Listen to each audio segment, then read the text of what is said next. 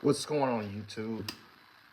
Live, nothing fancy here, all right? Today I'm going to go back old school. When I first started this channel, I did things from sometimes in my basement, sometimes in my bedroom, but I feel like the content was on point.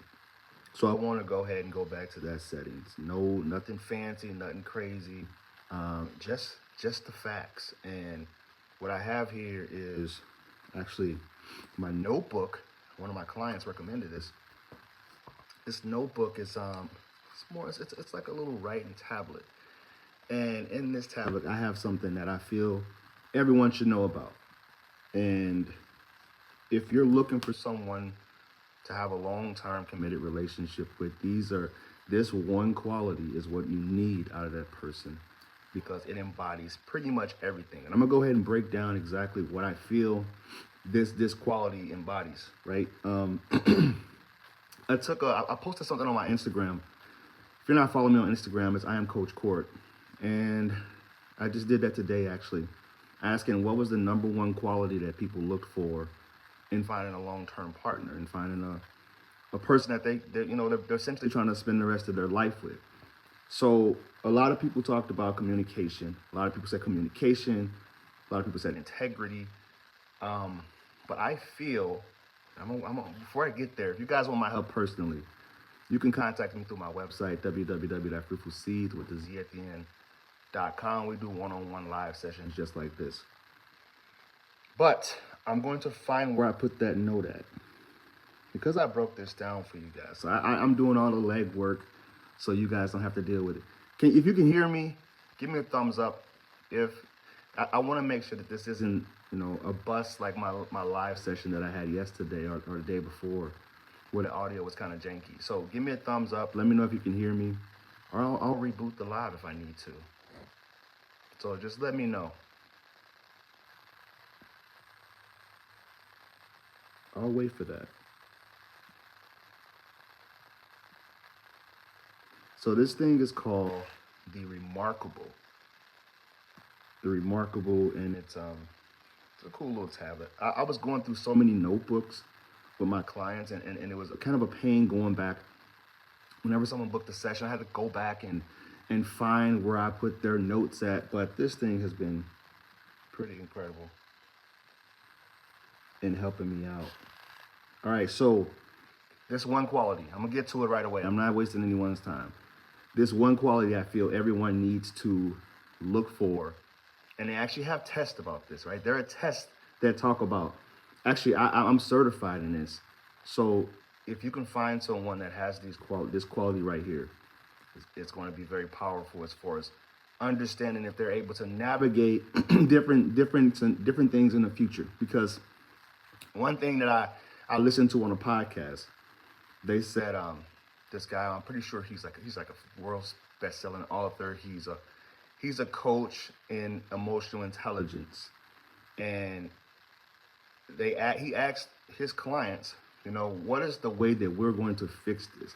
How do we repair this relationship if it breaks down? And a lot of times it does break down. And he asked this question very early on during the dating process, because he wants to know what they're made of. He wants to know, what are they willing to do to keep their relationship intact and to keep each other, in love with each other, essentially. And I believe that if a person is willing to go to counseling, if a person is willing to do whatever it takes, go to therapy, get themselves a coach, whatever it takes to keep that relationship intact and keep it strong and running healthy, then you're working with something pretty special. And it takes emotional intelligence. And I have 6 points of what I feel a person requires to be considered an emotionally intelligent person. The first one is self-awareness.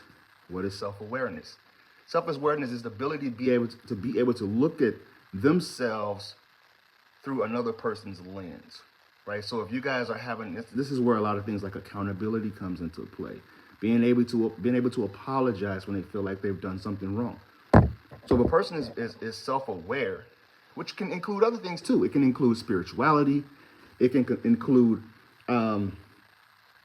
just being able to admit when they're wrong and when they've done something that they know that they should be trying to correct or to reconcile the relationship. A lot of this happens when someone's dating an avoidant. They get frustrated because the person isn't willing to reconcile the relationship, or reconcile when they know they've done something that the other person doesn't feel too comfortable about, or isn't comfortable moving forward with that relationship. So self-awareness is first. The second one, I feel, if you're going to be dating someone and they say, all right, this is like kind of like data points. If someone says, I am an emotionally intelligent person. All right, this is what I'm looking for. I'm looking for self-awareness. The second thing is emotional regulation. Now that's a big one there. And this is a big one that, when I'm screening people, when I'm trying to coach, when I'm coaching someone and I'm screening the person that they're talking about, the person that they've been in a relationship with, or the person that they're trying to get back. This is one of the biggest things that I see when someone has narcissistic tendencies. The emotional dysregulation. They fly off the handle about things quickly. They make mountains out of moles in relationships when you're having these type of disagreements. Of course, that goes back to self-awareness too, but the emotional regulation part is a key one for me when it comes to indicating if a person's going to be a good father, or a good mom, if a person's going to be a good pet owner. Because usually when I see people that have these emotional regulation issues or dysregulation issues, they treat their pets poorly. I've seen that so many times, and if I'm ever asking someone, if I'm questioning someone, they're in a relationship and they say, oh yeah, one thing that was a red flag for me was the way he treated his pet, the way he treated his dog, and I have to give them a little bit of I have to foreshadow for them, and I know this dog is very vulnerable, and something that's within their care. So how do you think this person's going to treat you eventually when you're in their care, when they have your heart, right? Thank you, Nails by Nelly. Appreciate it. Give me a thumbs up if you guys can hear me. Thumbs up the feed. All right, so that's 2. 3, healthy communication, and that's debatable. What's considered healthy communication? Some people can be in a relationship with a lawyer, and that lawyer has very good debating skills and good, argument skills. For them, that can be considered good communication because they're not afraid to have conflict and to have these dialogues that are very difficult conversations. But healthy communication skills, for me, means to be able to start those conversations, and knowing that no one's going to become emotionally dysregulated, but also not starting unnecessary drama. Things like passive aggressiveness, things like gaslighting, defensiveness, criticism, all those different things that comes along with a person putting up their emotional walls when you guys start to have disagreement, or if you have to have an unhealthy, or not an unhealthy, but an uncomfortable conversation. Number 4 is empathy. It's pretty simple there, right? If a person is able to put themselves in another shoes, if they can take a step back and say, whoa, right, this woman is at the grocery store with 3 kids. I probably don't want to be cutting in front of her, or doing or listening to. For me, emotional intelligence, I come from the hood, right? I come from the ghetto, and for me, I would turn down the radio. There's certain music that I would listen to if I know that it's inappropriate for other people's kids, other people's world. They don't necessarily want to expose their kids toward that. I still do this with my own children to this day, where there's certain music I might listen to that I don't find appropriate for my kids to listen to. I'll turn the music down, right? And that's just me personally. I'll change the station. If I feel like, for me, that's emotional intelligence. Saying, all right, is this something not only empathetic to other people, but is this something that I want to have my child consume, or other people's children to consume? I remember I saw an article or a news report. Yeah, it was probably like 2 years ago, 1 or 2 years ago. It was overseas it was actually America, where this guy was standing outside with his daughter. His daughter was a very small toddler. Long story short, the guy ended up dying because he asked the guy to put out a cigarette that was standing outside the restaurant while he was waiting for his wife inside the restaurant. He asked to put the cigarette out or to not at least smoke in the vicinity of that person. For me, that's empathy. That's saying, all right, emotional intelligence, all right, I respect you. I respect your child, respect your family. This guy clearly had other issues, right? This was beyond emotional intelligence, more like self-control, emotional dysregulation or whatever.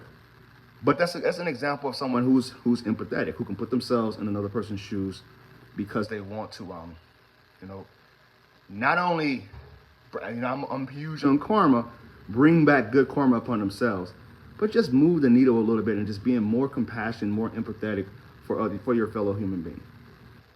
Number 5, self-control. Pretty easily there, right? Pretty easy. Someone who's emotionally intelligent. When I was taking this course to get my certification, they talked about people who have more emotional intelligence or higher emotional intelligence, a higher EQ.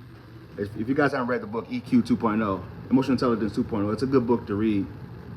They are natural leaders. There are people who are able to de-escalate issues, who can come in and crisis intervene. There are people who make the most when it comes to their career. They're in the top, I think they said 5%, 10% of the earners, because they're able to bridge gaps, network, communicate, de-escalate issues, and problem solve. And that's going to be my next one. It's my next one there. And problem solve.